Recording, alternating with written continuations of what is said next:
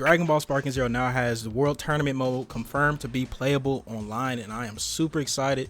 This was something I did not express in my previous videos, but the lack of game modes was something that was kind of bothering me. I was going to make a video on it, but now that we know that this is going to be confirmed in this interview with Jun Furutani, who is the producer of Dragon Ball Sparking Zero, apparently he says that it is playable now online, and a lot of other information that I don't know yet, but we'll be getting to this in a second. But game modes was definitely something that I was kind of, concerned about, because previous Tenkaichi games and Budokai games, there was other types of arcade modes. If you guys have played previous Dragon Ball games, you guys know that they always have some other game modes rather than the basic versus online matches, story mode, stuff like that. But hearing that something that makes Dragon Ball is now confirmed to be playable online, I'm super excited. I'm super excited, guys, and I'm gonna go ahead and get straight into this the rest of this interview.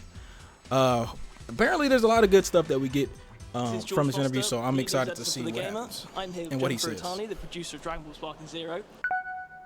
Let's add captions too. So nice to meet you. How are you doing? Nice to meet you. So the fans have been asking for Dragon Ball Budokai Tenkaichi to come back for such a long time. Like, what was it that made you decide it was time to come back? By the way, I'm going to be cutting this interview up just to get to like the good parts, I guess. I don't think I'm going to watch the whole thing. So, as you mentioned before, Budokai Tenkaichi 3 was the last game that was released, and back then the series was kind of completed. So, yeah. Other Dragon Ball games came up.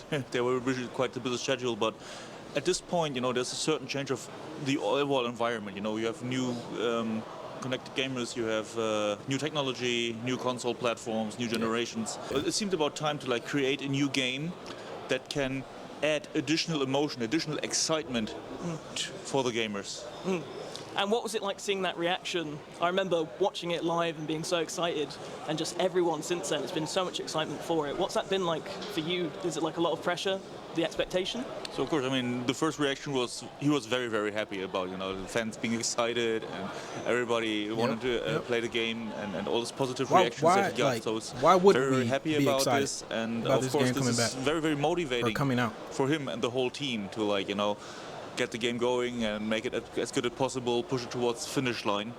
But of course he's getting he's pulling a lot of power and motivation out of this whole fan reaction, so it's very nice. I'm one of them. I am so excited. I can't wait. Me too. I've played it a few times now. Me too. I think we all One of the questions I have We're for definitely the all one of them. gameplay-wise is that one of the things people loved about the old Budokai games is that you would unlock characters as you go. Instead of starting off with a whole roster, you'd unlock them by playing the story mode. How does that work in Sparking Zero? 彼もとても喜んでて、もう何度もプレイしたんですけど、he's very I guess that is something that I never really thought about. Previous games, there was different ways to unlock characters, whether that just be story mode. I know in previous games you could buy characters. Some games there were certain conditions that you had to do to unlock. Maybe they might have been a secret playable character or something. So I wonder what he has to say about this. So, also in this case, there are modes like the episode battle and the custom battle, and within the custom battle there are preset battle modes like the bonus battles. And if you keep playing the episode battles, if you keep playing the bonus battles, you are able to unlock characters. Right. Okay. But at the same time, they will probably be playing. So the episode battles, I'm assuming he means correct me if I'm wrong, but the episode battles is the story mode, right? No. Is it? No? Yeah. Players who don't want to play am I modes, remembering they that? Want to play other gaming modes, so we don't want to force them to play the episode battles. So there will be this in-game money like Zenny, which you can gather by playing the game, and you can then go to the shop and unlock players using Zenny as well. All right, so we can unlock characters with money. Factor in it. I believe I saw nothing new in Dragon Ball games, but that's cool. That unlock characters as well. So that's a good question. That's a good question. That's something me and some of my friends are wondering. Will the special characters have to be unlocked through getting Dragon Balls? That is a good question. So Super Shenlong is part of a game mechanic where you can like gather Dragon Balls within the game by doing certain achievements. Cool. And then you can summon Shenlong, and he will help you get certain items or unlock characters. Nice. So that's the just like Budokai Tenkaichi then. Nice. Yeah. Does that mean the capsules returning from those games? Would they have like the alternate costumes? Is that how you unlock them? I guess that's another way, using Shinron or like buying capsules to get other alternate costumes and things. Wow. So I'm guessing like characters like Gogeta, Vegito, the bigger characters, maybe those are characters that we would have to use Shinron to unlock, unless for the story mode you unlock the character. I could be wrong. Okay, on the screen, so episode battle is a story mode. Okay, I'm getting confused. I'm like, normally story mode isn't called episode battle, but I just got confused. So also in Sparking Zero, episode battle is story mode. Can affect the status of the players. So for example, if you pre-order the Ultimate Edition, so it's like the one that has the season pass in it, like the deluxe edition, but also additional content. There will be already some items included that will change the status, but also within the game there's the possibility to unlock items that will add status to the characters. Cool. Nice.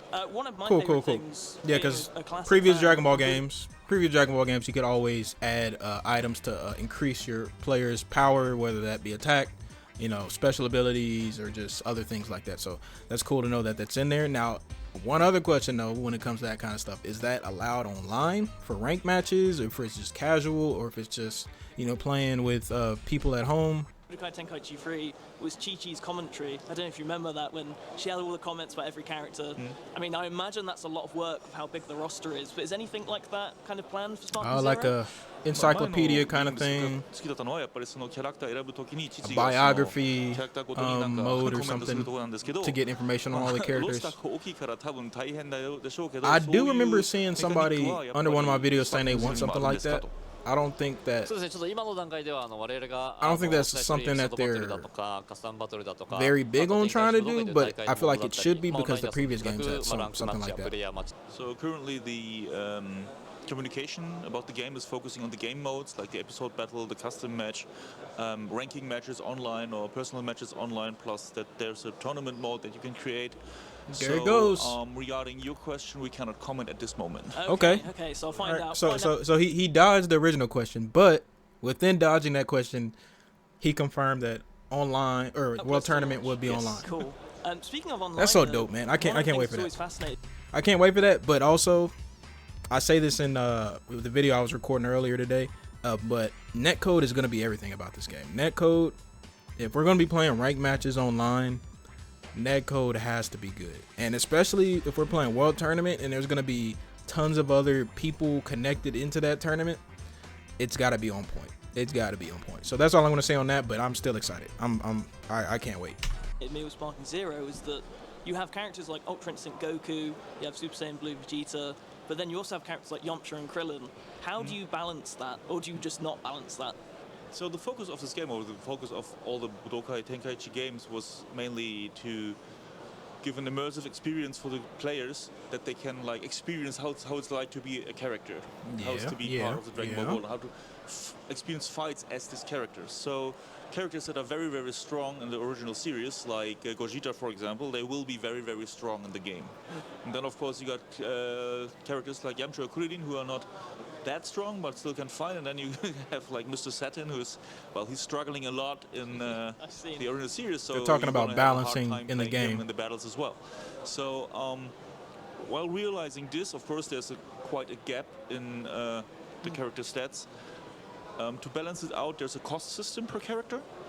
Okay. So you got team fight. I think I did get some information on this a while back. Just put 5 very strong characters in your team because it would eat up all the cost because they're more expensive. Yeah. While characters like Mr. Saturn will be quite low cost. Of course. So by capping this overall cost that you can spend in a team, Hercule's probably like 0 cost or something. Fights on that level.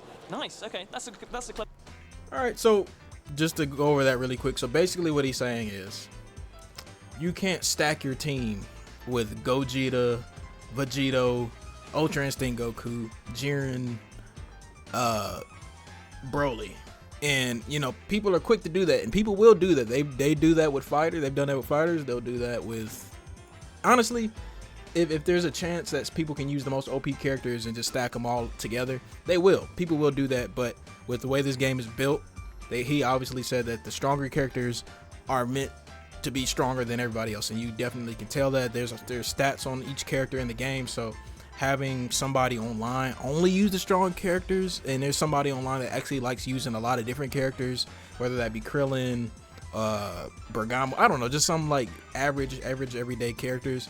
Obviously the stronger characters are going to end up winning, or they should win, because their stats are just way better than everybody else's. So the fact that they have a system where it's balanced, I'm all for it. I love Budokai Tenkaichi, but I also love Raging Blast. Was there any inspiration taken from that? Because of course a lot is taken from Budokai Tenkaichi, but Raging Blast was kind of in the same vein, more like a spiritual successor. Was that kind of looked at before? He's got some good questions. Development? So, yeah, as you said it correctly, this is the official successor of Tenkaichi Budokai. So, of course, we looked a lot on Tenkaichi Budokai, and but there's not only Raging Blast, there are like a lot of other Dragon Ball IPs. There's Kakarot, there is Fighters, and all these games have certain perks. So for example, Kakarot was very good in showing the 3D environment in the fight and the surroundings. So this also got some inspiration. Or in Fighters you got the possibility of just, you know, pushing one attack button, having like a really cool combo up to the end. So this mechanic was adapted. So for example in this game also, you know, you mash the square button, and then you got a very cool combo up to like punching the opponent up, and you know, basically saying he's taking inspiration from every. There's a lot of inspiration from the whole Dragon Ball series of game, games. essentially. And also we put in some assisting systems. So with this you can turn on and off assists, so that the game is more accessible for players who didn't play the original series and maybe struggle to get into the controls. Take the training wheels off for me. I don't need those on. Take them off.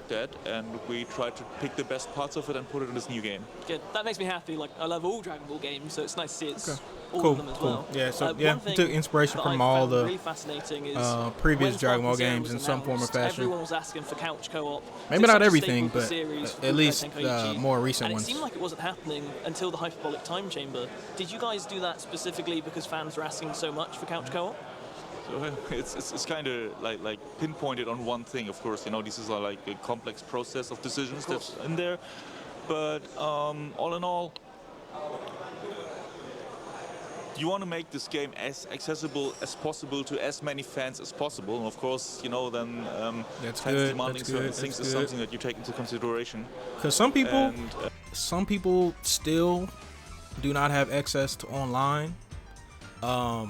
Maybe they can't afford to pay for PlayStation Plus. They can't afford to pay Xbox Live Gold or Xbox Game Pass or anything like that. So you know, you got to have options for everybody, because there's a kid out there that wants to buy the game, but like if everything is online, you know, it's not going to be that great of an experience for them. And this series was never built online because it came out on PS2.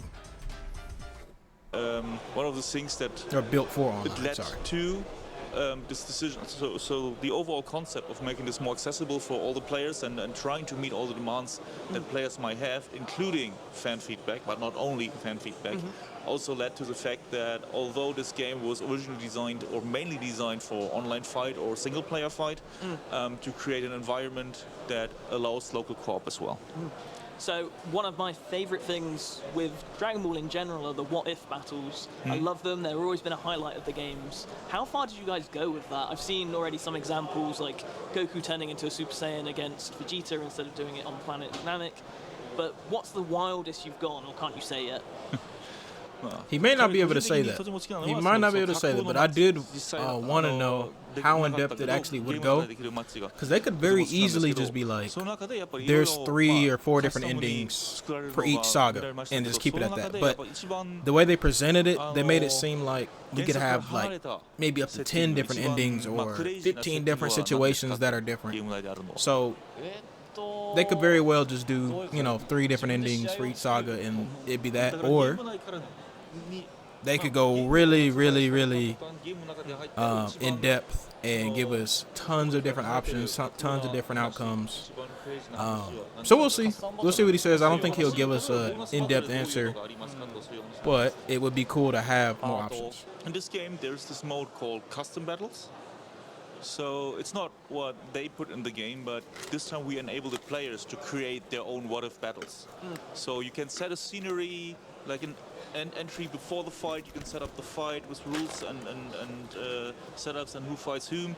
And you can also set a scenery after, like, for example, you can set up one scene when player 1 wins and one scene when the other character wins, for example. So regarding your question of, how crazy can it get, it's in the player's hand, and so that's dangerous.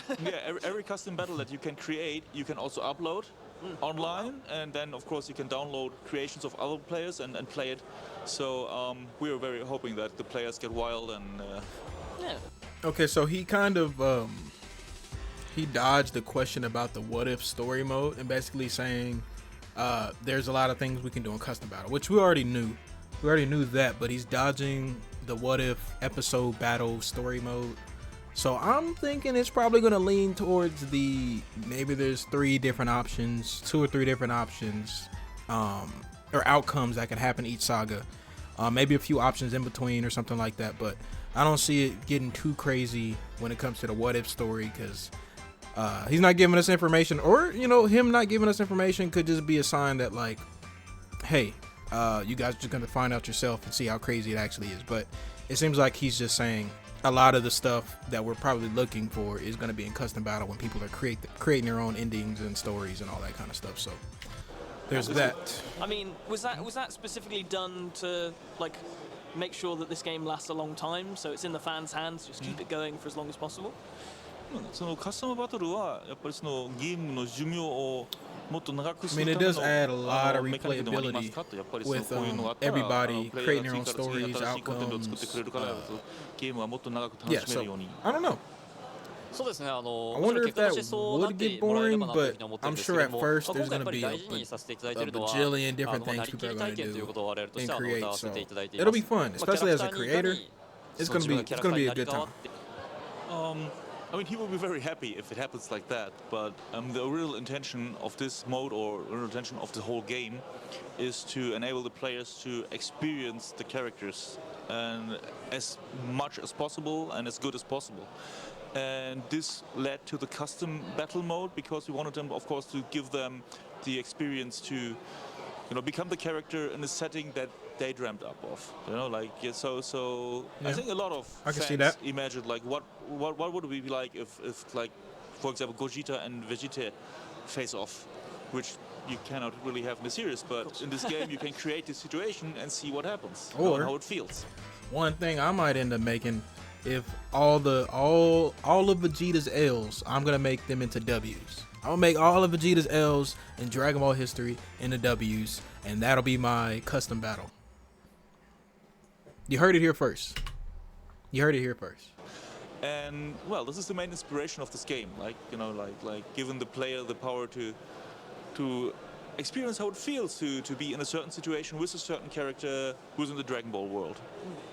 My final question, and one I would kick myself if I didn't ask, and I know you two are probably sick of hearing about it, but OG Dragon Ball and GT characters, is that a possibility for the future? I know I'm sure you can't announce now, but I'm sure they will be. Is it a talking point? I'm sure they'll be in the game. 最後の質問で、答えられるかどうか分かんないけど、 I think we all know 聞かないといけませ they んと。 probably will.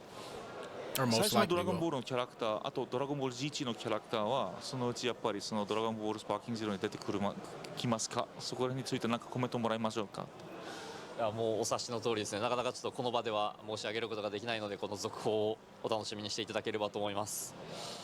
As you probably figured, we cannot comment at this time. Very sorry about this. That's fine. So I figured. please wait for further announcements. I had to ask. Yeah. I'm hoping. Well, we'll be getting news on that soon. And that's it. Thank you so much, Rotani-san. All right, well, that is the interview, guys. Like I said, the biggest news for me is the World Tournament mode being online. I can't wait to get more news on that. Maybe we'll get a trailer here soon. I know the game is right around the corner, but they still seem to be sneaking in little tidbits here and there. So maybe we'll get some more information on that here soon, and we'll see how it works and stuff like that. Some other news, looks like we get to buy characters. Not only unlock them, but we get to buy them, and we get to use Shinron to unlock them as well. And I'm assuming using Shinron we'll get the better characters or the better outfits that a lot of the characters will be able to use or wear. So I'm excited. I'm excited about that. He did skip over and beat around the bush on a lot of different questions. It looks like, I don't know, it's still kind of iffy right now. It looks like the episode battle story mode may or may not have a lot of different options and outcomes and scenarios like we probably think it would, just because they're giving us so much freedom on custom battle. So that's something to watch out for and look into when that drops. And then he also, at the end, he kind of skipped around OG Dragon Ball and GT, which honestly, if we really, I mean, it's Dragon Ball games. The game has over 150, 60 characters, bro. OG Dragon Ball and GT is going to be in the game sooner or later. Soon, they might not have all the characters that the previous games had, but we're going to get some OG Dragon Ball and we're going to get some GT. Like, I feel like that's a no-brainer. Now, if one of them are not in the game at all, I'll be surprised, but I'm pretty sure eventually they'll be in the game. But that's really it, guys. I want to know what you guys think is the most exciting thing that we heard from this interview.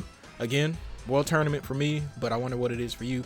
Let me know in the comment section down below. Don't forget to subscribe if you want to hear more Dragon Ball content, Dragon Ball Sparking Zero content from me. And I'll see y'all in the next video. Peace.